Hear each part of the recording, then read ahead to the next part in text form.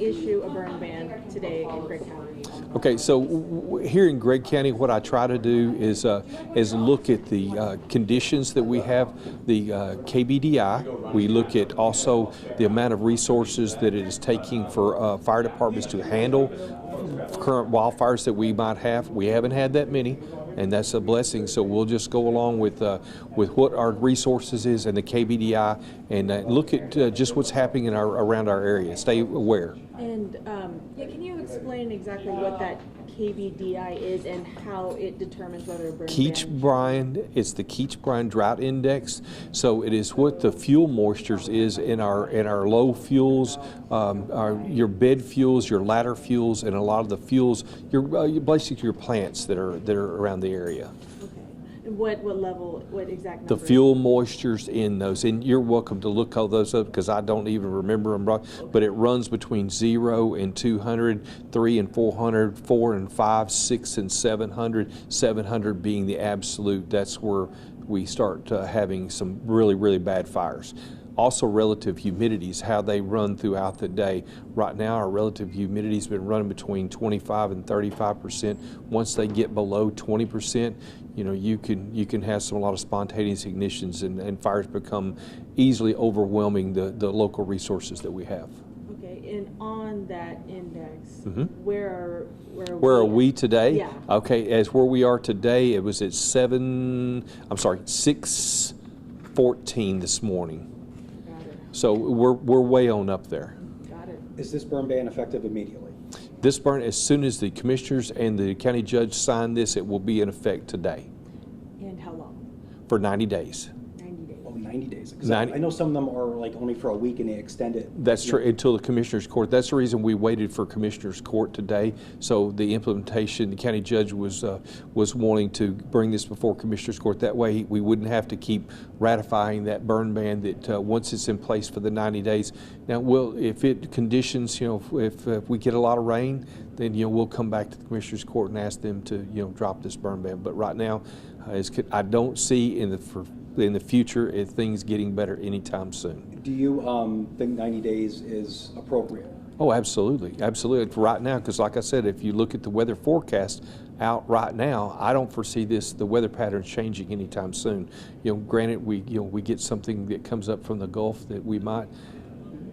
Those things are always a possibility, but right now we'll just go with what we've got. Yeah, and it's like I have to look at the full number of counties here in East Texas, but was with at least several, at least. I think it might be. So this morning there is 168 counties across Texas that have implementations of burn bans. If you look, all the counties that surround Gregg, except for Harrison, I think have burn bans in place. So as we look at fire progression, historically, from east to west is what we look at, and so it's coming.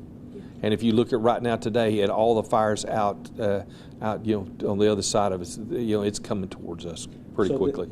Oh, my bad. So this was an easy decision to put Gregg County. It is an easy decision for me because I look at the whole aspect of everything that is happening, the resources that are being deployed. If you notice, around the community, Longview Fire has several people that are deployed out west right now to handle the wildfires, and so we want to start looking at okay.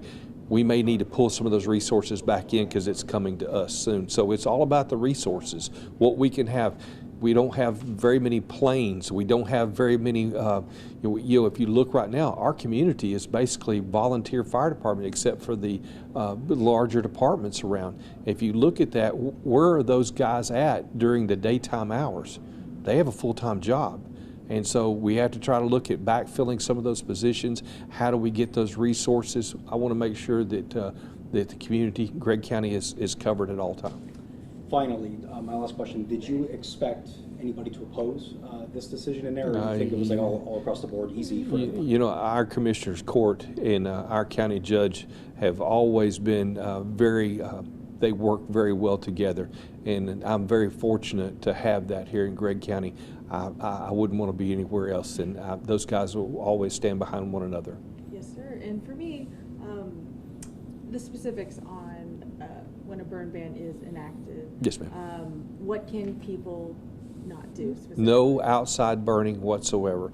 You know, you can obviously, if you have no other way to cook, then there's provisions for that, but you better make sure that that cooking fire is well contained and you have a sustained water supply. And you know, I can't prevent people from, if that's the only means they have to cook. But if there's anything else, let's just don't do it right now until conditions get better.